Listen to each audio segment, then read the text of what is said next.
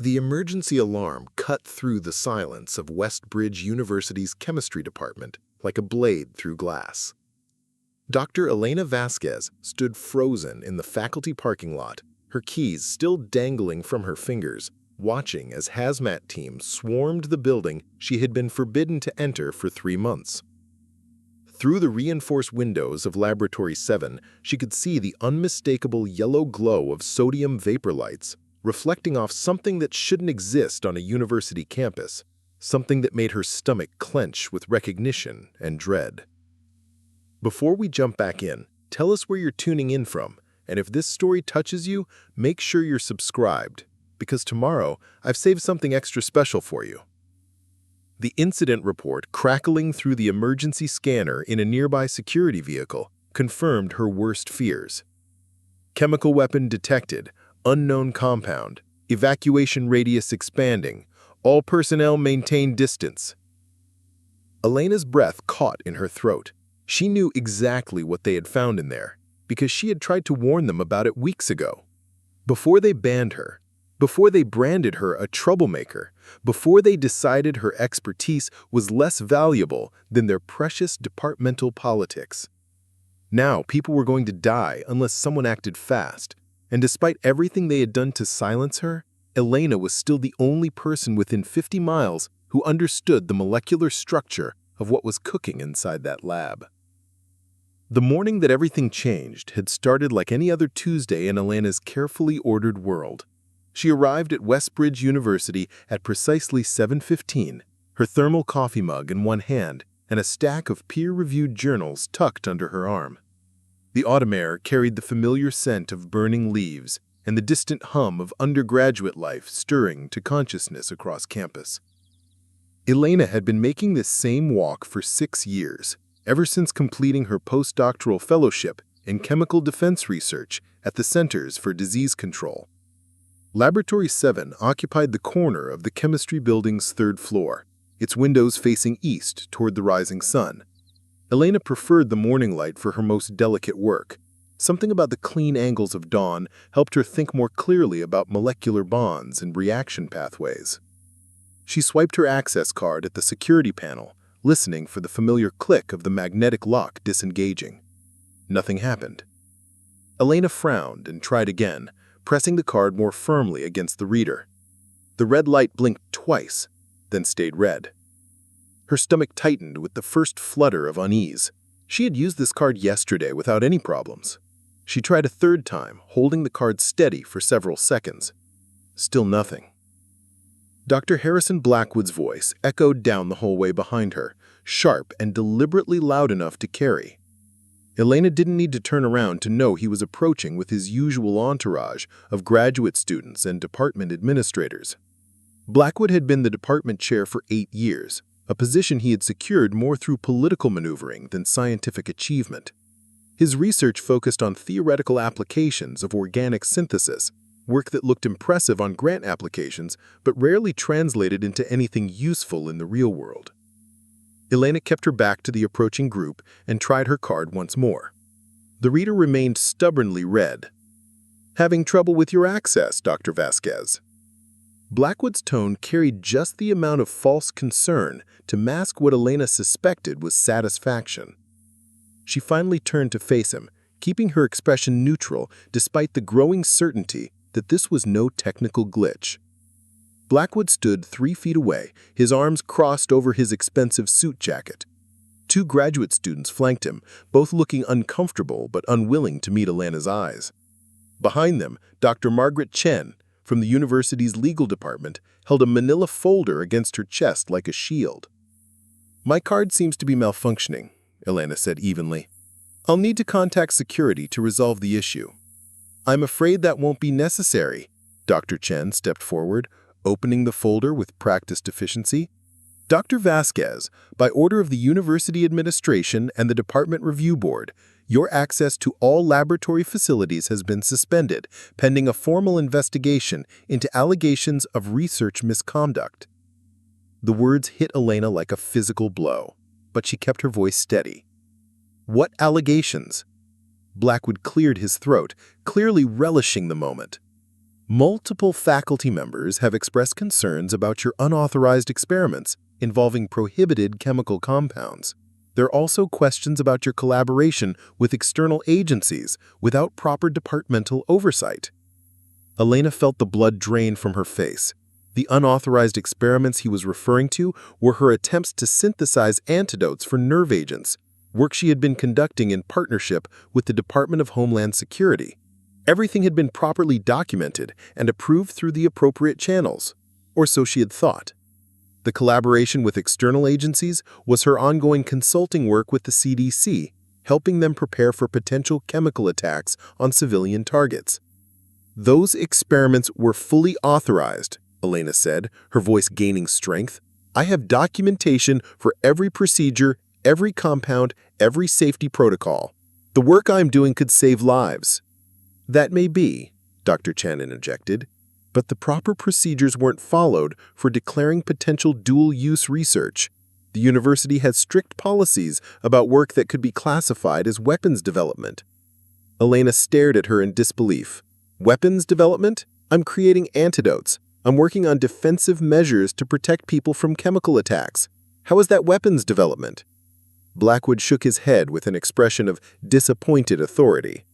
The distinction isn't always clear, Dr. Vasquez, and frankly, your tendency to work independently without consulting the department chair or following proper collaborative protocols has created an environment of uncertainty about your true intentions.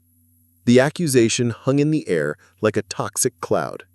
Elena realized with crystalline clarity that this had nothing to do with research protocols or safety concerns. This was about control.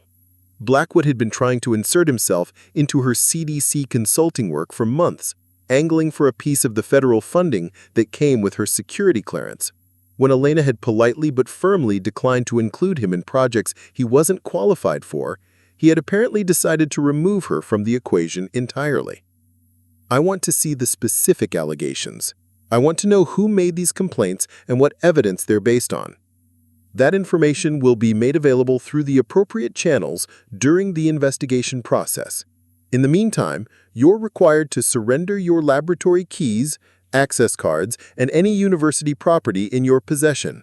You're also prohibited from entering any chemistry department facilities or contacting current students or staff about ongoing research projects. Preparing and narrating this story took us a lot of time, so if you are enjoying it, subscribe to our channel. It means a lot to us. Now, back to the story. Resignation that would let him claim her consulting contracts and federal connections. I'm not resigning, Elena said quietly. I haven't done anything wrong, and I'm not going to pretend I have. Blackwood's expression hardened almost imperceptibly. That's your choice, of course. But I should mention that the university takes these allegations very seriously. Even if you're ultimately cleared of wrongdoing, the investigation process itself can be quite damaging to one's reputation and career prospects. The threat was barely veiled. Elena understood perfectly. Fight the charges and win, but still lose everything that mattered. The academic world was small and interconnected. Whispers about research misconduct would follow her everywhere, regardless of the final outcome. Blackwood was betting that she would eventually choose the path of least resistance. He was wrong. Elena shouldered her bag and looked once more at the door to Laboratory 7. Inside that room were months of careful work. Experimental compounds that could neutralize some of the most dangerous chemical weapons ever created. Her research notes were locked in a secure filing cabinet. Her computer was password protected, and her most sensitive data was backed up on encrypted drives in her home office. They could bar her from the building, but they couldn't erase what she had learned. I'll be in touch with my attorney, Elena said, turning away from the group. And I'll be filing a formal complaint with the American Chemical Society about this obvious attempt to suppress legitimate research. She walked down the hallway with measured steps, refusing to let them see how badly her hands were shaking. Behind her, she could hear Blackwood's voice dropping to a whisper as he conferred with Dr. Chen. They were probably discussing damage control strategies, ways to spin the narrative if Elena decided to fight back publicly. Elena took the elevator down to the ground floor and walked across campus to her car, her mind already racing through possibilities. She had allies in the scientific community, people who understood the importance of her work. The CDC would certainly vouch for the legitimacy of her research, but academic politics moved slowly, and bureaucratic investigations could drag on for years. In the meantime, her research would sit locked away, gathering dust while chemical threats continued to evolve around the world. The antidote she had been developing might save thousands of lives in the right circumstances. Now they might never see the light of day. Elena sat in her car for several minutes, staring back at the chemistry building through her windshield. Students moved between classes, backpacks slung over their shoulders, completely unaware of the drama playing out in the administrative offices above their heads. Life on campus continued its normal rhythm, while her world crumbled in slow motion. Her phone buzzed with a text message from Dr. Sarah Martinez, her former colleague at the CDC. Elena's heart lifted slightly. Sarah had been following Elena's work closely, providing guidance and feedback on her antidote research. Maybe she had heard about the investigation through official channels and was reaching out to offer support. Elena opened the message and felt her blood turn to ice. Emergency. Need to talk immediately. Something's wrong with the compound synthesis at the university lab. Call me now. Elena's fingers shook as she dialed Sarah's number. The phone rang once before Sarah's voice came through, tight with urgency. Elena, thank God, we've been monitoring chatter from several international sources. There's credible intelligence suggesting a planned chemical attack using a modified nerve agent. The molecular structure matches exactly with the compound you've been working on antidotes for. Elena gripped the phone tighter. How credible is this intelligence? Credible enough that Homeland Security has elevated the threat level. We need your latest research data immediately. The antidote formulation you were developing might be the only thing standing between a successful attack and mass casualties. Sarah, I can't access my lab. The university has suspended me pending an investigation. All my current work is locked inside Laboratory 7, and I'm banned from the building. Silence stretched across the connection for several seconds. When Sarah spoke again, her voice had dropped to a whisper. Elena, this attack isn't theoretical anymore. We have reason to believe it's planned for this week, possibly in your area. You need to find a way to get that data. Elena closed her eyes, feeling the weight of impossible choices settling on her shoulders. Break into the laboratory and risk criminal charges, or let people die because of academic politics and bureaucratic stupidity. I'll figure something out, she said finally. Elena, be careful. If this intelligence is accurate, you might be in danger too. Your work on chemical defense has made you visible to the wrong people. Watch your back. The line went dead, leaving Elena staring at her phone in the sudden quiet of her car. Through the windshield, the chemistry building looked exactly the same as it had an hour ago, but everything had changed. Her suspension wasn't just about departmental politics anymore. It might have just become a matter of life and death. Elena started her car and drove slowly toward the exit of the faculty parking lot. In her rearview mirror, she could see Dr. Blackwood emerging from the building, already pulling out his phone to make what was probably a self-congratulatory call to someone higher up in the administrative chain. He had no idea what he had just done. None of them did. Elena turned onto the main road and began formulating a plan. She had memorized most of her antidote formulations, but the precise molecular ratios were crucial. A small error in the synthesis could render the antidote useless or even dangerous. She needed her research notes, her computer files, and access to the specialized equipment in Laboratory 7. Getting into the building wouldn't be impossible. Elena knew the security systems, the shift changes, the blind spots in the camera coverage. She'd spent 6 years walking those halls, and she understood the rhythms of the place better than most. The question wasn't whether she could get inside. The question was whether she was prepared to throw away her career and possibly her freedom to save lives that might not even be in immediate danger. Elena thought about Sarah's warning. Intelligence was often wrong. Threats materialized and dissolved without consequence. The attack Sarah described might never happen, leaving Elena facing criminal charges for breaking and entering, theft of university property, and violation of the terms of her suspension. But if the attack was real, if people died because she chose to follow rules instead of her conscience, she would never forgive herself.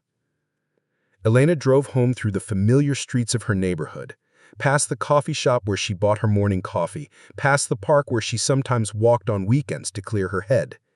Everything looked normal, peaceful, completely unaware of the potential catastrophe brewing beneath the surface. Her house sat at the end of a quiet cul-de-sac, a modest two-story structure she had bought when she first joined the university faculty. Elena parked in her garage and sat for a moment in the sudden quiet, trying to process everything that had happened in the past 2 hours. Inside her house, Elena went directly to her home office and pulled out the encrypted backup drives where she stored copies of her most important research. The files were comprehensive, but they weren't complete. Her most recent work, including crucial modifications to the antidote synthesis, existed only on her laboratory computer and in her handwritten notes locked inside Laboratory 7. Elena spent the next several hours reviewing everything she had, trying to reconstruct the missing pieces from memory. The antidote she had been developing worked by binding to specific receptor sites in nerve agent molecules, effectively neutralizing them before they could disrupt normal cellular function. The challenge was creating creating a compound that could work against multiple types of nerve agents while remaining safe for human administration. Her latest breakthrough had involved modifying the binding mechanism to create a broader spectrum of protection. The modified antidote could theoretically neutralize not just traditional nerve agents, but also the newer synthetic variants that terrorist organizations had begun experimenting with. It was elegant chemistry, the kind of work that could save thousands of lives in the right circumstances. But the precise formulation required exact measurements, specific reaction temperatures, and carefully timed catalyst additions. One mistake could create a compound that looked right on paper, but failed catastrophically in practice. Elena's phone rang again as the afternoon sun began to slant through her office windows. This time it was an unknown number with a Washington, D.C. area code. Dr. Vasquez? This is Agent David Park with Homeland Security. I believe Dr. Martinez has briefed you on our current situation. Elena's pulse quickened. Yes, she mentioned elevated threat levels. I'm going to be direct with you, Doctor. We have credible intelligence indicating a planned chemical weapons attack within the next 72 hours. The target appears to be a major metropolitan area, possibly in your region. The nerve agent they're planning to use is a variant of something you've been working on countermeasures for. Elena gripped the phone tighter. How can you be certain? We intercepted communications between known terrorist operatives discussing a compound they're calling Project Nightfall. The molecular structure they described matches your research parameters exactly. Dr. Martinez believes your antidote might be the only effective countermeasure we have. Agent Park, I'm currently locked out of my laboratory. The university has suspended me, and all my current research is inaccessible. Yes, we're aware of your situation. We're working through official channels to resolve the access issue, but bureaucratic processes take time we don't have. In the meantime, we need you to do whatever is necessary to retrieve your research data. Elena understood what he was really saying. The federal government was essentially giving her permission to break into her own laboratory, but they couldn't say so explicitly. If she got caught, they would probably deny any knowledge of the conversation. I need to understand something, Elena said. Is this attack definitely going to happen, or are we dealing with theoretical intelligence? Agent Park was quiet for several seconds. When he spoke again, his voice was grim. Dr. Vasquez, 3 hours ago, we lost contact with an undercover operative who had infiltrated the group planning this attack. His last transmission indicated they had acquired the necessary precursor chemicals and were beginning synthesis. This is not theoretical anymore. Elena felt the world shift around her. People were going to die. Maybe hundreds, maybe thousands, depending on the scale of the attack and the effectiveness of the nerve agent. Her research represented the only real hope of minimizing the casualties. "I understand," she said quietly. "Doctor, I need you to know that if you choose to help us, the federal government will provide full support for any legal issues that arise. Your service to national security will not be unrecognized." Elena almost laughed at the absurdity of it. 12 hours ago, she had been a respected faculty member with a promising career ahead of her. Now she was being asked to become a federal operative, breaking into her own laboratory to steal her own research. "I'll need a few hours to plan this properly." "Dr. Vasquez, we don't have a few hours. Every minute we delay increases the risk that this attack will succeed. People are going to die unless you act now." Elena closed her eyes, feeling the weight of impossible responsibilities settling on her shoulders. Everything in her training, her instincts, her sense of right and wrong told her to find another way. Follow proper channels. Work within the system. Don't throw away everything she had built for herself. But sometimes the system failed. Sometimes following the rules meant letting innocent people die. "I'll get your research data," Elena said finally. "But I'm going to need backup. If something goes wrong, if this is a trap, I need to know someone will be watching. We'll have agents positioned nearby, but we can't provide direct assistance without compromising the operation. You'll be on your own once you're inside the building." Elena looked out her office window at the peaceful suburban street where children rode bicycles and neighbors walked their dogs. None of them had any idea that their lives might depend on what she did in the next few hours. "Send me the specific intelligence about the nerve agent. I need to know exactly what we're dealing with so I can prepare the right countermeasures." "The information is being transmitted to your secure email now. Dr. Vasquez, on behalf of the United States government and every potential victim of this attack, thank you." The line went dead, leaving Elena alone with the magnitude of what she had just agreed to do. She was about to risk everything she had worked for, everything she had built on the word of intelligence agencies that were often wrong and politicians who would happily sacrifice her career to protect their own interests. But she was also potentially the only person who could prevent a chemical weapons attack that might kill thousands of innocent people. Elena opened her laptop and accessed her secure email account. The intelligence report from Homeland Security was already waiting for her, marked with classification levels she wasn't supposed to have access to. She opened the file and began reading, her training in chemical weapons analysis helping her parse the technical details. What she found made her blood run cold. The nerve agent described in the intelligence report wasn't just similar to the compounds she had been studying, it was identical to a theoretical variant she had modeled in her research, a modification she had explored specifically to understand how terrorists might adapt existing nerve agents to defeat current antidotes. Someone had been watching her work. Someone had used her own research to develop a chemical weapon specifically designed to kill as many people as possible. Elena sat back in her chair, struggling to process the implications. Either this was an incredible coincidence, or her research had been compromised. Someone with access to her laboratory, her computer files, or her communications with the CDC had passed information to terrorist operatives. The realization hit her like a physical blow. Her suspension from the laboratory hadn't been about research misconduct or departmental politics. It had been about removing her from the equation so that someone else could complete the work she had started. Someone inside Westbridge University was working with terrorists.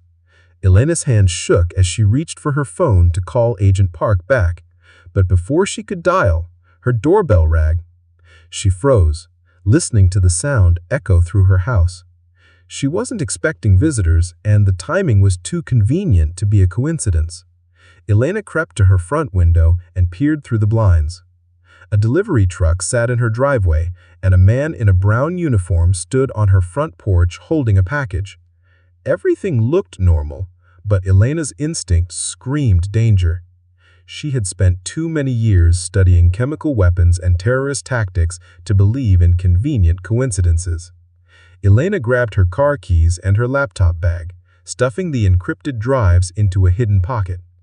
If someone was coming for her, she needed to be gone before they realized she wasn't going to answer the door. The doorbell rang again, followed by insistent knocking. Elena slipped out her back door and moved quickly across her yard toward the neighbor's fence. Behind her, she could hear the knocking becoming more urgent. Elena climbed over the fence and dropped into her neighbor's yard, then made her way to the street behind her house where she had parked her car that morning as a precaution. Her hand shook as she started the engine and drove slowly away from her neighborhood. In her rearview mirror, she could see the delivery truck still sitting in her driveway. Elena drove aimlessly for several minutes, checking her mirrors for signs of pursuit. When she was confident she wasn't being followed, she pulled into the parking lot of a busy shopping center and called Agent Park. "Dr. Vasquez, we've been trying to reach you. Your house is under surveillance." "I know. I got out just in time." "Agent Park, I think my research has been compromised.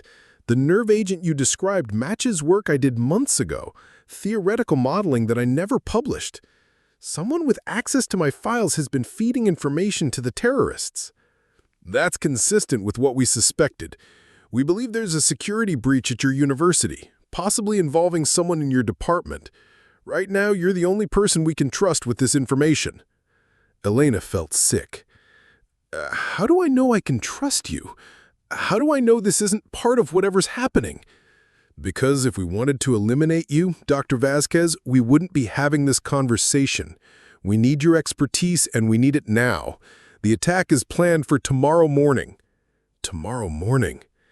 Elena closed her eyes, trying to think through the implications. If the attack was real, if her antidote could prevent massive casualties, she had less than 18 hours to retrieve her research data and synthesize enough countermeasure to matter. "Where's the target?" she asked. "The Central Business District, multiple release points designed to maximize casualties during morning rush hour." "Dr. Vasquez, we're talking about potentially tens of thousands of victims." Elena looked through her windshield at ordinary people going about their evening routines, shopping for groceries, picking up dinner, completely unaware that their lives might end tomorrow morning in chemical agony. "I'll get the research," she said, "but I need a laboratory to synthesize the antidote. Even if I retrieve my data, it won't matter unless I can produce enough countermeasure to distribute." "We're working on that. There's a CDC facility an hour north of your location. Dr. Martinez is standing by with a full chemical synthesis team. They can produce large quantities once you provide the precise formulation." Elena nodded, feeling pieces of a plan beginning to form in her mind. "I'll need until midnight to get into the university.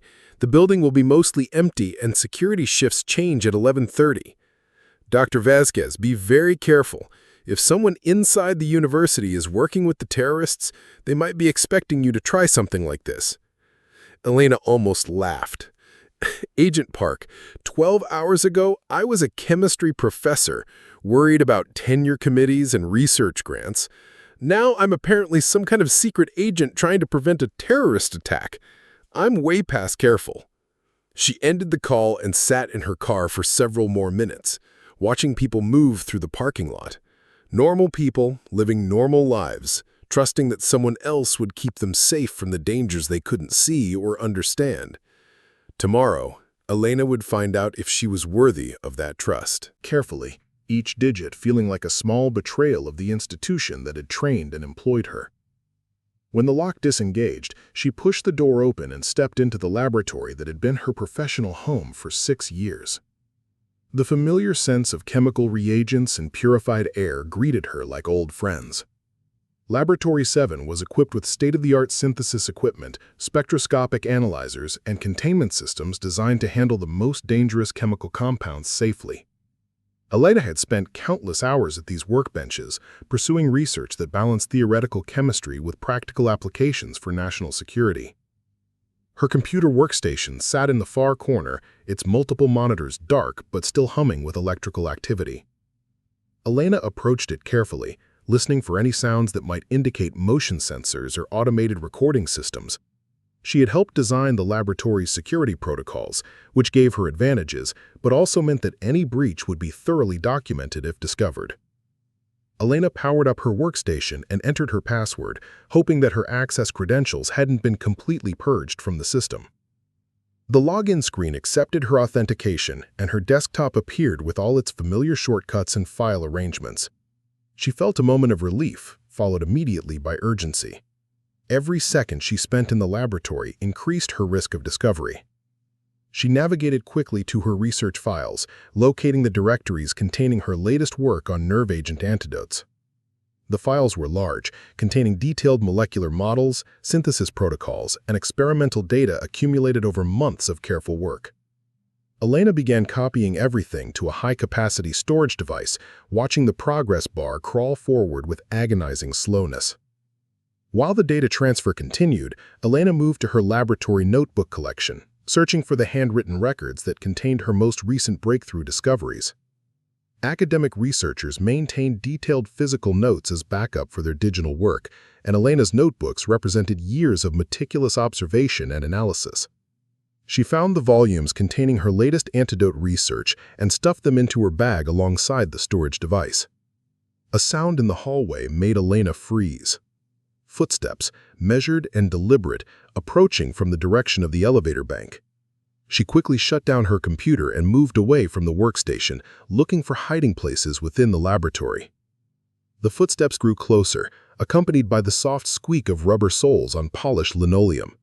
Elena crouched behind a large chemical storage cabinet, her heart pounding so loudly she was certain it could be heard throughout the building. The footsteps paused outside Laboratory 7, and she heard the soft beep of a card reader being activated. Someone else was entering the laboratory. The door opened slowly, and light from the hallway spilled across the laboratory floor. Elena pressed herself deeper into the shadows behind the storage cabinet, trying to control her breathing while straining to identify the intruder. Heavy footsteps moved into the laboratory, followed by the click of the door closing and the harsh glare of overhead lights being activated.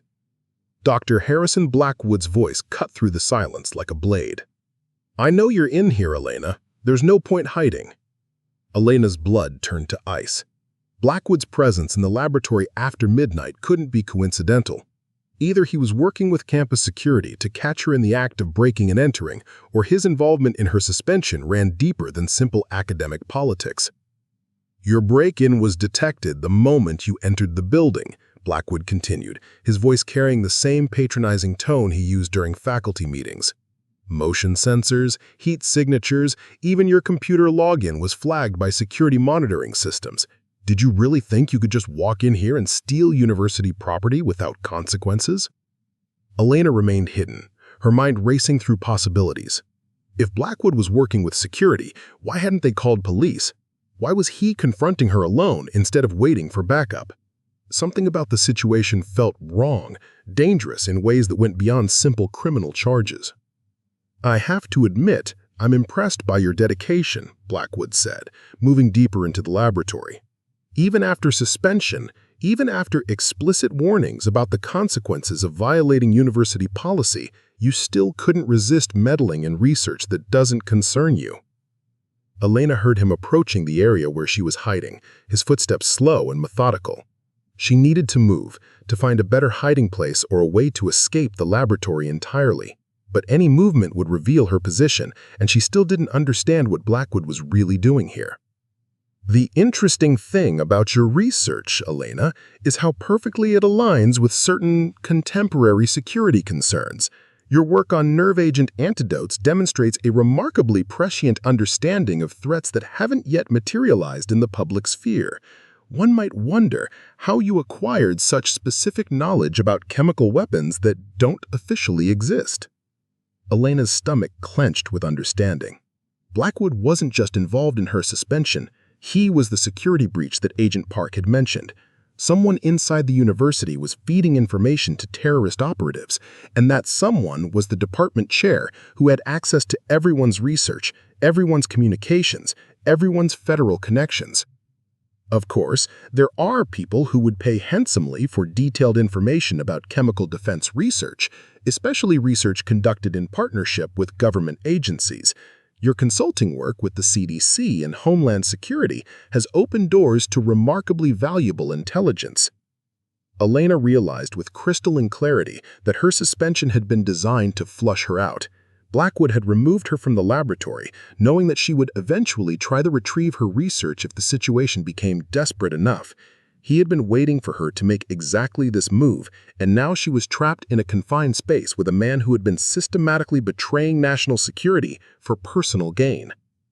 "I should mention that your research has already been quite useful," Blackwood said, moving deeper into the laboratory. "The theoretical nerve agent variants you modeled turned out to be remarkably practical when synthesized by competent chemists. Your antidote formulations have helped certain interested parties understand exactly what countermeasures they need to defeat." Elena's worst fears were confirmed. Her own research had been used to develop the chemical weapons that terrorists were planning to deploy tomorrow morning. The attack that Agent Park had described wasn't just informed by her work. It had been specifically designed to exploit weaknesses she had identified in existing antidotes. "The beautiful irony is that you've essentially created the perfect chemical attack, a nerve agent based on your theoretical models deployed against a population protected by antidotes that you've proven ineffective. It's elegant in its simplicity." Elena couldn't remain hidden any longer. Every moment she spent crouched behind the storage cabinet was another moment that Blackwood could call for backup or trigger additional security measures. She needed to confront him directly, to get information about the planned attack and find a way to stop it. She stood up slowly, emerging from behind the cabinet with her hands visible but ready to move quickly if necessary. Blackwood stood near her workstation, his expensive suit looking incongruous in the functional laboratory environment. He smiled when he saw her, the expression cold and calculating. "There you are. I was beginning to think you might have found a more creative hiding place." Elena kept her distance, positioning herself near the laboratory's emergency equipment, In case she needed improvised weapons or protection. "How long have you been selling research data to terrorists?" Blackwood laughed softly. "Terrorists? Elena, you have such a limited worldview. I've been consulting with private defense contractors who are developing next-generation chemical weapons for legitimate government clients. The fact that some of that research occasionally finds its way to unsavory characters is simply an unfortunate side effect of global commerce. You're talking about chemical weapons attacks on civilian populations. People are going to die because of what you've done. People die every day, Elena. At least these deaths will serve a useful purpose. The attack tomorrow will demonstrate the inadequacy of current chemical defense systems and create demand for more sophisticated countermeasures. It's basic market economics applied to national security." Elena stared at him in horror. Blackwood wasn't just selling research data for money. He was orchestrating terrorist attacks to create markets for chemical weapons technology. The planned attack wasn't meant to simply kill civilians. It was designed to prove that existing defenses were worthless and generate demand for new products. "The government agencies you've been working with will be forced to acknowledge that their current antidotes are obsolete," Blackwood continued. "They'll need to invest billions in developing new countermeasures, research that will conveniently be conducted by private contractors with access to the most current threat intelligence." Elena understood the full scope of his scheme now. Blackwood was using her research to create both the weapons and the demand for defenses against those weapons. He would profit from both sides of the equation while positioning himself as an expert consultant on emerging chemical threats. "You're insane," Elena said quietly. "Even if your plan works, even if you profit from the chaos you're creating, you'll be responsible for mass murder." "I'll be responsible for advancing the state of chemical defense research by several decades," Blackwood replied. "Sometimes progress requires dramatic demonstrations of existing vulnerabilities."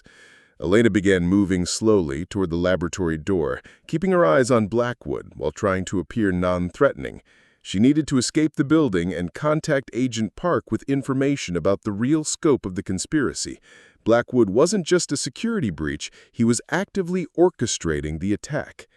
"I'm afraid I can't let you leave with that information," Blackwood said, reaching into his jacket.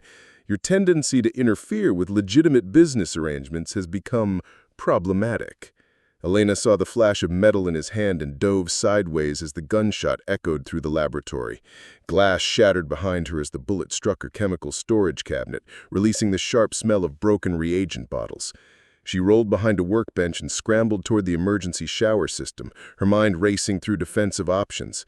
Blackwood fired again, the bullet sparking off metal equipment near her head. Elena grabbed a container of concentrated acid from a nearby shelf and hurled it in his direction, not trying to hit him, but hoping to create enough chaos to reach the door. The container shattered against the wall, releasing caustic fumes that immediately triggered the laboratory's emergency chemical protocols. Alarm bells began ringing throughout the building as automated systems detected the chemical spill. Emergency lights activated, casting the laboratory in harsh red illumination that made everything look like a scene from hell. Blackwood cursed and moved toward the door, trying to block Elena's escape route while avoiding the expanding cloud of chemical vapors. Elena activated the emergency shower system, sending torrents of water across the laboratory floor and diluting the spilled chemicals while creating additional chaos. She used the confusion to sprint toward a secondary exit that led to an adjacent laboratory, hoping to escape through a different route. Blackwood fired again as she reached the connecting door, the bullet embedding itself in the door frame inches from her head. Elena yanked the door open and stumbled into Laboratory 6, her ears ringing from gunshots and alarm bells. Behind her, she could hear Blackwood shouting into a phone, probably calling for backup from whatever security arrangements he had made. Elena ran through Laboratory 6 toward its main exit, but found the door locked from the outside. The emergency protocols had automatically sealed the laboratory wing to contain the chemical spill, trapping her inside with Blackwood and whatever allies he might summon. She needed to find another way out, preferably before additional hostiles arrived. The window. Laboratory 6 faced the courtyard 3 floors above ground level, but there was a fire escape system that connected to the building's emergency evacuation routes. Elena had seen maintenance crews using it during routine inspections, and it represented her only remaining option for escape. Elena moved quickly to the window and began working to open the emergency release mechanism. The system was designed to be activated from inside during fire emergencies, but it required a specific sequence of actions to prevent accidental deployment. Her hands shook as she tried to remember the procedure, while behind her the sounds of pursuit grew closer. The window suddenly released, swinging outward to reveal the fire escape platform beyond. Cold night air rushed into the laboratory, carrying away the chemical fumes, but also making her aware of how high above the ground she was. Elena climbed through the window and onto the metal platform, trying not to look down at the courtyard below. Blackwood appeared in the laboratory doorway behind her, his gun raised and his face twisted with anger. "There's nowhere to run, Elena. Even if you escaped this building, you have no idea how extensive this operation really is. We have people everywhere." Elena began climbing down the fire escape ladder, moving as quickly as she dared on the narrow metal rungs. Above her, Blackwood leaned out the window and fired another shot, the bullet sparking off metal equipment near her head. Elena increased her pace, descending recklessly toward the ground while gunshots echoed off the surrounding buildings. When she reached the bottom of the fire escape, Elena found herself in a narrow alley behind the chemistry building. She could hear sirens approaching, probably emergency responders reacting to the chemical spill and alarm systems. She needed to get away from the university campus before Blackwood's associates arrived, but she also needed to contact Agent Park with information about the conspiracy. Elena ran through the alley toward the street, her bag containing the stolen research data bouncing against her side. Behind her, she could hear Blackwood shouting orders to someone, his voice carrying clearly in the cold night air. She emerged onto the sidewalk and began running toward her car, staying in the shadows while emergency vehicles raced past her toward the chemistry building. Her phone buzzed with an incoming call as she reached her car. Agent Park's number appeared on the screen, and Elena answered while starting her engine and pulling away from the curb. "Dr. Vasquez, we've detected emergency activity at your university. What's your status?" Elena's voice was breathless from running and adrenaline. "Blackwood is the leak. He's not just selling information, he's orchestrating the entire attack. The nerve agent, the target selection, everything is being coordinated through his operation. Where are you now? Driving away from the university. Blackwood tried to kill me in the laboratory. He has armed associates and knows I took the research data. Agent Park was quiet for several seconds. When he spoke again, his voice was grim. Dr. Vasquez, we've lost contact with our surveillance teams near your location. Either they've been compromised or neutralized. You need to assume that Blackwood's people are tracking you. Elena checked her rearview mirror and Headlights following at a distance.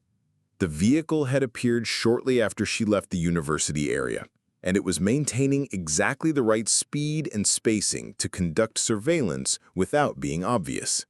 Her hands tightened on the steering wheel as she realized the scope of the conspiracy she was facing. "How many people are involved in this?" she asked. "We don't know. The operation appears to be larger and more sophisticated than we initially assessed. Right now, you're our only reliable source of intelligence about their capabilities and intentions." Elena turned onto a major highway, hoping to lose her pursuers in late-night traffic. The following vehicles stayed with her, never getting close enough for her to identify the occupants, but never falling far enough behind to suggest they had lost interest.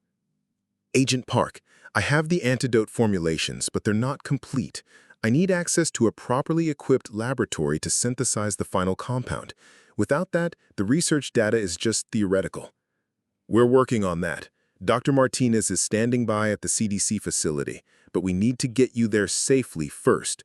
The people following you can't be allowed to recover that research data." Elena's phone battery indicator showed less than 20% charge remaining.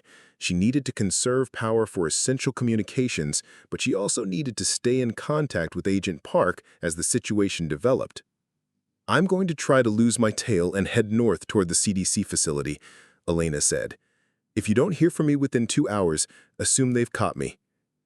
"Dr. Vasquez, whatever happens, don't let them take that research data alive. If Blackwood's people recover your antidote formulations, they can develop countermeasures that will make their chemical weapons completely unstoppable." Elena understood the implication. She was carrying information that could either save thousands of lives or doom them to horrible deaths, depending on who ultimately controlled it. The weight of that responsibility felt heavier than any physical burden she had ever carried. She ended the call and focused on driving, using every technique she could remember from action movies and thriller novels to detect and evade surveillance. The following vehicle stayed with her through multiple lane changes and exit ramp diversions, confirming that she was being actively tracked by professionals with training and resources. Elena's mind raced through possibilities as she drove through the darkness. Blackwood's operation was clearly larger than a single corrupt academic selling research data. The coordination required to orchestrate a chemical weapons attack while maintaining surveillance capabilities suggested connections to organized crime, foreign intelligence services, or rogue elements within government agencies. Her phone buzzed with a text message from an unknown number. "Dr. Vasquez, we have something that belongs to you. Parking garage, downtown convention center, level 3. Come alone or Dr. Martinez pays the price." Elena's blood turned ice.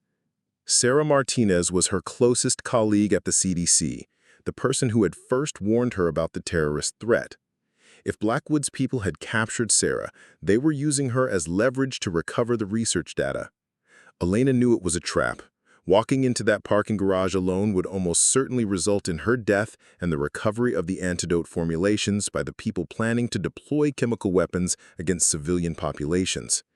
But abandoning Sarah to whatever fate Blackwood had planned for her wasn't an option either. She changed course toward downtown, her mind working through tactical options while her heart hammered against her ribs. The downtown convention center loomed ahead like a concrete fortress, its parking garage dark and largely empty at this hour of the night. Elena drove slowly up the access ramps, checking each level for signs of the trap she knew was waiting. Level 3 was deserted except for a single sedan parked near the far wall, its engine running and headlights dark. Elena parked her car near the garage entrance, keeping her engine running and her doors unlocked for a quick escape if necessary. She approached the sedan cautiously, holding her bag containing the research data, but ready to run if the situation deteriorated rapidly. Dr. Sarah Martinez sat in the back seat of the sedan, her hands zip-tied behind her back and duct tape covering her mouth. Two men in dark clothing flanked her, their faces obscured by shadows, but their postures suggesting professional training and armed readiness. Dr. Harrison Blackwood emerged from behind a concrete pillar, his expensive suit rumpled and his face showing the strain of the evening's events. "Elena, I'm so glad you could join us. Dr. Martinez has been most helpful in explaining the scope of your collaboration with federal agencies." Elena stopped 20 feet from the sedan, close enough to see Sarah, but far enough to run if necessary. "Let her go. Your issue is with me, not her." "Actually, our issue is with the research data you've stolen. Dr. Martinez has confirmed that your antidote formulations could potentially neutralize the chemical weapons we've spent months developing. That represents a significant threat to our operation." Elena could see fear in Sarah's eyes, but also determination.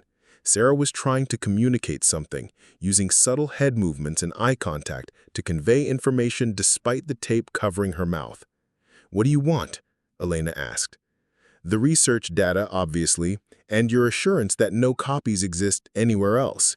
In exchange, Dr. Martinez lives to continue her important work with the CDC." Elena clutched her bag tighter, feeling the weight of the storage devices and laboratory notebooks inside. The information she carried represented months of work and possibly the only hope of preventing mass casualties tomorrow morning. But Sarah's life hung in the balance, and Elena couldn't sacrifice her friend to preserve research data. "How do I know you'll keep your word?" Elena asked. Blackwood smiled coldly. "You don't, but refusing to cooperate guarantees Dr. Martinez's death, while compliance at least offers the possibility of her survival." Elena looked at Sarah again, trying to read her expression for guidance.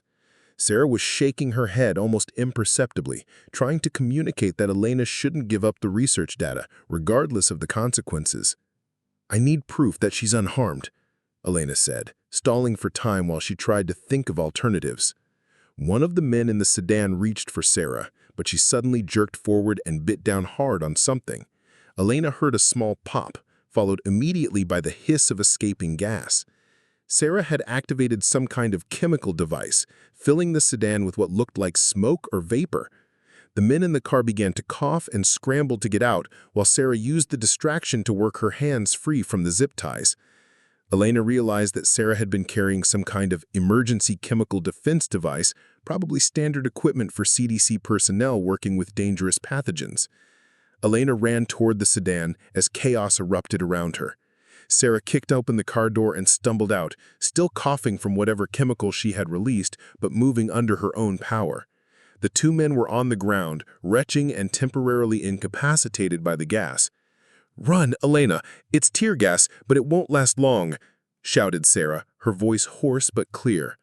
Blackwood was already moving toward them, his gun drawn and his face twisted with rage. Elena grabbed Sarah's arm and began running toward their car, but gunshots echoed through the parking garage behind them. Bullets sparked off concrete walls and metal fixtures, filling the air with the smell of cordite and pulverized stone. They reached Elena's car and threw themselves inside as more gunshots shattered the rear window. Elena gunned the engine and raced toward the garage exit, tires screaming on the concrete floor as she took the turns at dangerous speeds. "Are you hurt?" Elena asked as they descended toward street level. "Bruised, but functional," Sarah replied, checking herself for injuries. "Elena, Blackwood's operation is huge. They have people inside multiple government agencies, private defense contractors, even international arms dealers. The chemical attack tomorrow is just the beginning." Elena's phone rang as they reached the street. Agent Park's number appeared on the screen, and she answered while driving away from the downtown area at high speed. "Dr. Vasquez, we monitored gunshots from your location. What's your status?" "We're both alive, but Blackwood's people are still out there. Sarah has intelligence about the scope of their operation. Get to the CDC facility immediately. We've detected increased activity from known terrorist cells, and the timeline for the attack may have been accelerated." Elena looked at the clock on her dashboard. It was past 2 in the morning, which meant she had less than 6 hours to synthesize and distribute antidotes before the planned chemical attack. Even with a fully equipped laboratory and experienced staff, producing enough countermeasure to protect a major metropolitan area would be nearly impossible in such a short time frame. Agent Park, even if we reach the CDC facility, there isn't enough time to synthesize meaningful quantities of antidote. We need to focus on identifying the attack locations and evacuating civilians. That's not an option. Intelligence suggests multiple simultaneous releases across the city. We can't evacuate that many people without causing mass panic and potentially triggering the attack early. Elena drove through the night toward the CDC facility, her mind working through chemical synthesis protocols and production scaling calculations. The antidote formulation she had developed was elegant and effective, but it required precise temperature control, specific reaction timing, and careful purification procedures that couldn't be rushed without compromising efficacy. Sarah sat beside her, still recovering from the tear gas exposure, but already thinking through the challenges ahead. Elena, what if we don't try to produce large quantities of antidote? What if we focus on creating a countermeasure that can be deployed aerially, something that neutralizes the nerve agent in the environment rather than in human bloodstreams? Elena's eyes widened as she considered the possibility. An environmental neutralization agent could potentially cover much larger areas with smaller quantities of countermeasure. Instead of treating individual victims after exposure, they could prevent exposure altogether by neutralizing the chemical weapons before they reach their intended targets. That would require modifying the antidote formulation, Elena said. We'd need to create a compound that remains stable in atmospheric conditions while actively seeking and binding to nerve agent molecules. The CDC has experimental dispersion systems designed for biological countermeasures, electrostatic spraying technology that can cover large areas with precise compound distribution. Elena nodded, already pulling up technical specifications on a nearby computer terminal. We have access to modified crop dusting aircraft equipped with specialized dispersion systems.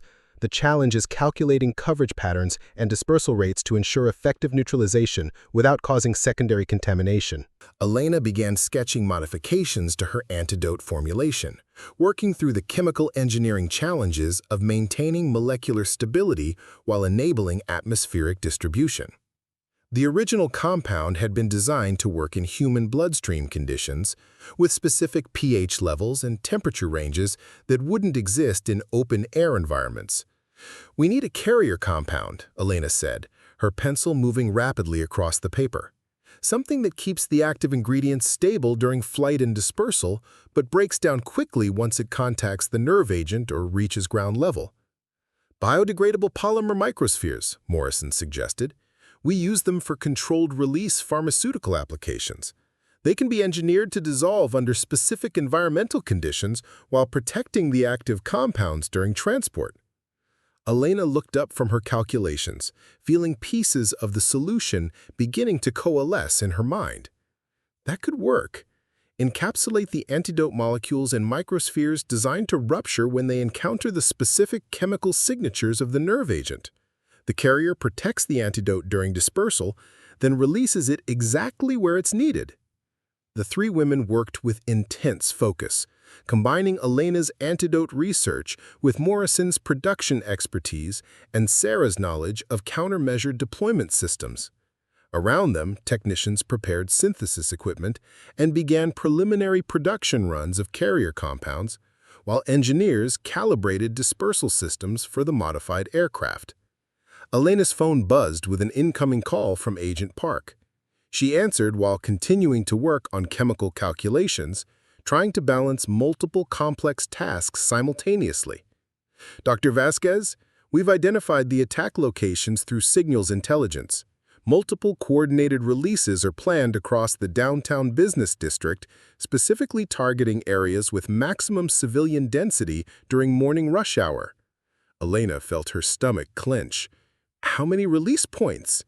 At least 12 confirmed sites, possibly more. They're using commercial delivery vehicles equipped with aerosol dispersal systems disguised as pest control equipment. The attack is scheduled to begin at 8 a.m. Elena looked at the clock on the laboratory wall. It was 5:15 a.m., which gave them less than 3 hours to synthesize, test, and deploy countermeasures across an entire metropolitan area. Even with the CDC's production capabilities, the timeline was impossibly tight. "Agent Park, We're working on an aerial countermeasure that could neutralize the nerve agent before it reaches intended targets. But we need precise coordinates for all known release points and real-time tracking of the delivery vehicles. We're coordinating with local law enforcement and federal aviation authorities. Military aircraft are being positioned for rapid deployment once your countermeasure is ready. Elena ended the call and turned back to her work, pushing aside thoughts about probability of success and focusing entirely on the chemistry that could save lives. Morrison had begun the first synthesis run, feeding Elena's modified formulation into automated production systems that filled the laboratory with the hum of centrifuges and the bubbling of reaction vessels. "Initial batch looks stable," Morrison announced, studying readouts from quality control instruments. "The microsphere formation is proceeding as expected, and the encapsulated antidote molecules are maintaining structural integrity." Sarah was working with dispersal system engineers, calculating coverage patterns and flight paths that would maximize the effectiveness of the countermeasure deployment. "We'll need to spray the treatment approximately 10 minutes before the nerve agent release to ensure adequate atmospheric distribution. That means we need real-time intelligence about the attack timing." Elena nodded, knowing that the coordination required for successful countermeasure deployment was as complex as the chemistry itself. They were attempting to orchestrate a precision aerial operation based on incomplete intelligence about an enemy that had been planning this attack for months. "What about wind patterns?" Elena asked. "Atmospheric conditions will affect both the nerve agent dispersal and our countermeasure effectiveness." Morrison pulled up weather data on her computer screen. "Wind speed is moderate from the southwest, which should help with coverage distribution. But there's a temperature inversion layer that could trap both compounds at ground level longer than normal." Elena studied the meteorological data, trying to factor atmospheric conditions into her dosage calculations. Too little countermeasure and the nerve agent wouldn't be fully neutralized. Too much, and they risked creating secondary chemical reactions that could be dangerous in their own right. Her phone rang again, this time showing a number she didn't recognize. Elena hesitated before answering, wondering if Blackwood's people had somehow traced her location. "Dr. Vasquez?" The voice was unfamiliar, male, with a slight accent she couldn't identify. "This is Colonel Richardson with Air Force Special Operations. We understand you're developing countermeasures for a chemical weapons attack?" Elena looked at Sarah and Morrison, who both nodded encouragingly. "Yes, we're working on an aerial neutralization system. We have assets in position for immediate deployment. F-16 fighters equipped with specialized dispersal pods can cover the entire target area in approximately 15 minutes once your countermeasure is ready." Elena felt a surge of hope mixed with terror. The military's involvement meant they had the capability to deploy countermeasures rapidly across large areas, but it also meant the threat was considered credible enough to warrant extraordinary measures. "Colonel, we need approximately 90 more minutes to complete synthesis and quality testing. Can you maintain aircraft readiness until then?" "Affirmative. We also have intelligence updates on the attack vehicles. Surveillance assets are tracking 12 confirmed delivery trucks moving into position throughout the city." Elena thanked the colonel and returned to her work, knowing that dozens of highly trained professionals were now depending on her chemistry to prevent mass casualties. The weight of responsibility felt crushing, but it also provided focus that cut through fatigue and fear. Morrison's production systems were generating countermeasure compounds at an impressive rate, filling specialized storage containers with the microsphere encapsulated antidote formulation. Each batch underwent rapid quality testing to ensure molecular stability and proper encapsulation before being approved for deployment. "We're approaching minimum effective quantities," Morrison announced. "Another 30 minutes of production should give us enough countermeasure to treat the entire target area with adequate safety margins." Elena was simultaneously proud of their progress and terrified by the approaching deadline. They were succeeding in creating a countermeasure that could work, but success depended on perfect coordination with military assets, accurate intelligence about attack timing, and favorable atmospheric conditions. Sarah approached the workbench, carrying a tablet displaying real-time surveillance feeds around the city. Elena, you need to see this. The delivery vehicles aren't just moving into position, they're beginning to set up dispersal equipment. Elena looked at the surveillance footage showing trucks parked at strategic locations throughout the downtown area. Men in coveralls were unloading equipment that looked like commercial pest control sprayers, but Elena recognized the modifications that would enable chemical weapons dispersal. "They're starting early," Elena said, her voice tight with concern. "If they begin the attack before we can deploy countermeasures, thousands of people will die." Morrison looked up from her production monitors. "We can accelerate the final synthesis steps, but we'll be cutting safety margins close. There won't be Time for complete quality testing. Elena made the decision that would either save thousands of lives or doom her to responsibility for a failed countermeasure deployment. Do it. We'll have to trust our calculations and hope the chemistry works as designed. Around them, technicians began implementing emergency production protocols that bypassed normal safety procedures in favor of speed.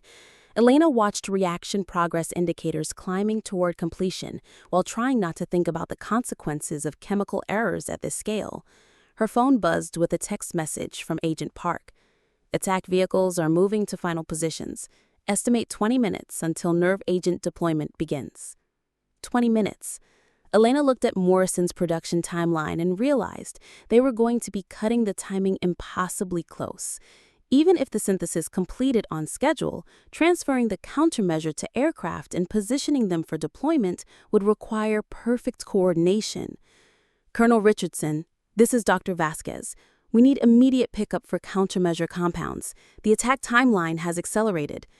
"Roger that, Doctor. Helicopter is inbound to your location for pickup and transport to staging aircraft. ETA 4 minutes. Elena could hear rotors approaching even through the laboratory's soundproofing. Everything was moving at crisis speed now, with no margin for error or second chances. She gathered her research notes and prepared to accompany the countermeasure to ensure proper deployment parameters. Morrison's final production run completed with a soft chime from the automated systems. Technicians immediately began transferring the countermeasure compounds to transport containers designed for aerial dispersal systems. Elena watched the process with a mixture of pride and terror, knowing that her theoretical chemistry was about to be tested under the most demanding conditions imaginable. "Dr. Vasquez, helicopter is on the landing pad," Sarah announced. "Colonel Richardson is requesting immediate departure." Elena grabbed her bag and followed Sarah toward the laboratory exit, leaving Morrison to coordinate final production details. They emerged into the gray dawn light to find a military helicopter with rotors spinning, its crew already loading the countermeasure containers into specialized storage systems. Colonel Richardson met them at the aircraft, his flight suit and headset giving him the appearance of someone accustomed to high-stakes aerial operations. "Doctor, we have F-16s positioned at 12,000 feet above the target area. Dispersal will begin as soon as we transfer your countermeasure and confirm deployment parameters." Elena climbed into the helicopter and strapped herself into a jump seat, watching through the windows as the CDC facility fell away beneath them. The city spread out ahead, its morning rush hour traffic beginning to build toward the density that would maximize casualties from a chemical weapons attack. "Colonel, what's the current status of the attack vehicles?" "Surveillance shows active preparation at all 12 confirmed sites. We estimate 10 minutes until they begin nerve agent deployment." Elena felt her stomach lurch as the helicopter banked sharply toward the staging area. 10 minutes was barely enough time to transfer the countermeasure and position the F-16s for deployment, assuming everything went perfectly. The staging area was a military airfield where 3 F-16 fighters sat with engines running and pilots ready for immediate takeoff. Ground crews were already preparing dispersal pods that would spray Elena's countermeasure across the downtown area in a precise pattern designed to intercept the nerve agent before it could reach its intended victims. Elena watched as technicians loaded her countermeasure into the aircraft dispersal systems. Each container represented months of research and the hope of preventing mass casualties. The chemistry that had begun in her university laboratory was about to be tested on a scale she had never imagined. Dr. Vasquez, we need final confirmation of dispersal parameters, Colonel Richardson said, handing her a tablet displaying flight paths and spray patterns. The coverage area and application rates need your approval before we can begin deployment. Elena studied the technical specifications, trying to balance comprehensive coverage with effective concentration levels. Too wide a dispersal pattern, and the countermeasure would be diluted beyond effectiveness. Too narrow, and sections of the target area would remain unprotected. Increase the concentration by 15% and tighten the spray pattern to ensure overlapping coverage. We can't afford gaps in protection.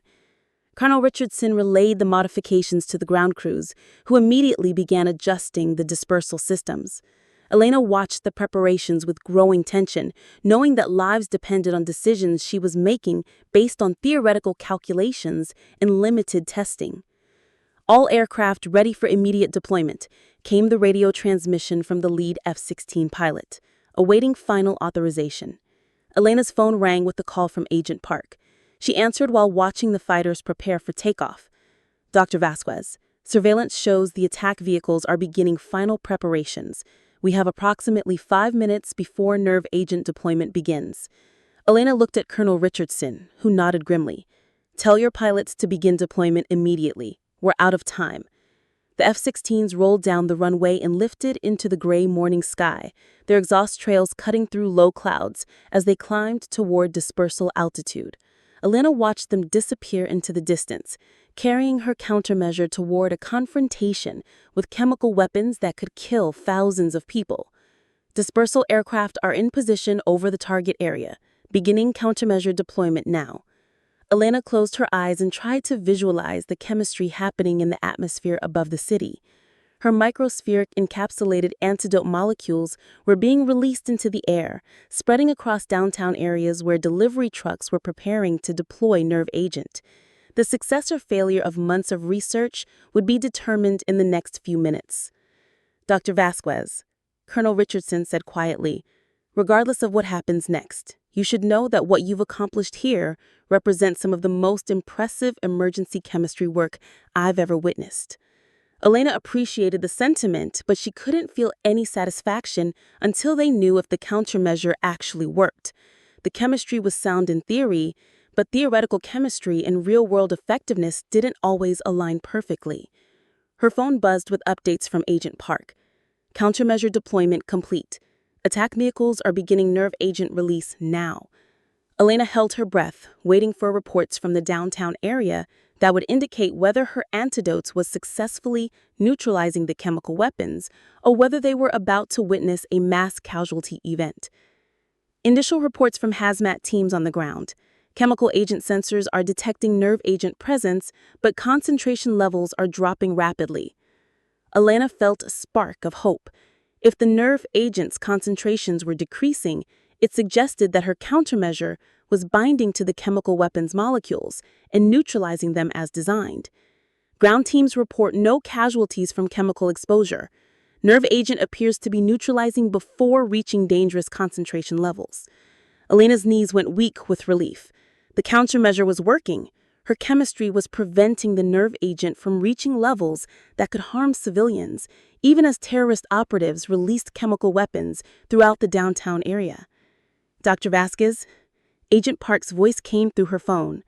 Preliminary report suggests complete neutralization of the chemical attack. Your countermeasure appears to have prevented any civilian casualties. Elena sat down heavily in the nearest chair, overwhelmed by relief and exhaustion. The weight of responsibility that had been crushing her for the past 24 hours suddenly lifted, replaced by the knowledge that thousands of lives had been saved.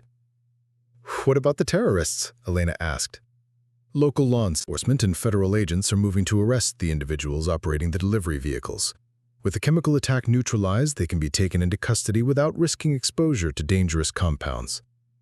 Colonel Richardson approached Elena with an expression of profound respect. "Doctor, what you've accomplished here will be studied and admired for decades. You've potentially saved more lives in one morning than most people save in their entire careers." Elena thought about Dr. Blackwood and his conspiracy to profit from chemical weapons attacks. What about the people who orchestrated this? The operation was much larger than just the individuals deploying the nerve agent. That investigation is ongoing, Agent Park replied through the phone. But thanks to the intelligence you gathered, we have leads that should help us roll up the entire network. Elena looked out at the city's skyline, where normal morning activities were continuing without most people ever knowing how close they had come to a chemical weapons attack. Office workers were arriving at their jobs, students were walking to classes, and families were beginning their daily routines, all unaware of the terror that had been prevented. Dr. Vasquez, Sarah's voice came through Elena's phone as she called in from the CDC facility. The university has been in contact. They want to immediately reinstate you and offer a formal apology for the suspension. They're also expressing interest in expanding your research program with additional federal funding. Elena almost laughed at the irony.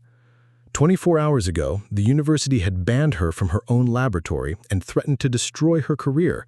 Now they wanted to celebrate her as a hero and profit from her success. "Tell them I'll consider their offer," Elena said. "But I think I might be more interested in opportunities with agencies that actually understand the importance of chemical defense research." Colonel Richardson smiled. "Dr. Vasquez, I suspect you'll find that government agencies are very interested in expanding their chemical countermeasure capabilities. What you've accomplished here represents a new paradigm in defense against chemical weapons." Elena spent the next several hours debriefing with intelligence agencies, providing detailed information about Blackwood's conspiracy and the chemical synthesis techniques that had made the attack possible. The investigation would take months to complete, but Elena's testimony would be crucial in identifying and prosecuting everyone involved in the plot. As the afternoon sun began to slant through the windows of the military facility, Elena finally had time to process what had happened. She had started the day as a suspended chemistry professor facing potential criminal charges for breaking into her own laboratory. She was ending it as a national security asset whose research had prevented a mass casualty terrorist attack. The irony wasn't lost on her that the university's attempt to silence her research had nearly enabled the very attack her work was designed to prevent. If she hadn't been willing to break rules and risk her career to retrieve her research data, thousands of people would have died from chemical weapons based on her own theoretical models. Elena's phone rang one final time with a call from Dr. Morrison at the CDC facility. "Elena, I wanted you to know that we're already beginning work on scaling up production of your countermeasure formulation. The success of today's deployment has convinced everyone that this represents a major breakthrough in chemical defense capabilities." Elena smiled, feeling a sense of professional satisfaction that went beyond personal vindication.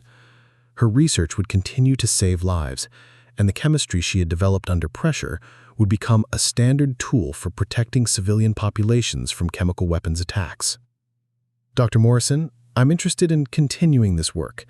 The university environment might not be the best place for research that bridges theoretical chemistry and practical national security applications." "Elena, I think that can definitely be arranged. The CDC would be honored to have you join our Chemical Countermeasures Division." Elena looked out at the city she had helped protect, its lights beginning to twinkle in the gathering dusk. Somewhere out there, families were having dinner together, students were studying for exams, and families were beginning their daily routines, all unaware of the terror that had been prevented. She had been banned from her chemistry laboratory, but she had found a way to neutralize a chemical weapon in circumstances that demanded impossible chemistry in impossible timeframes. The weight of responsibility was finally lifting from her shoulders, replaced by the satisfaction of work that truly mattered, and the knowledge that her expertise would continue to protect innocent people from threats that they would never see coming. Up next, you've got two more standout stories right on your screen. If this one hit the mark, you won't want to pass these up. Just click and check them out.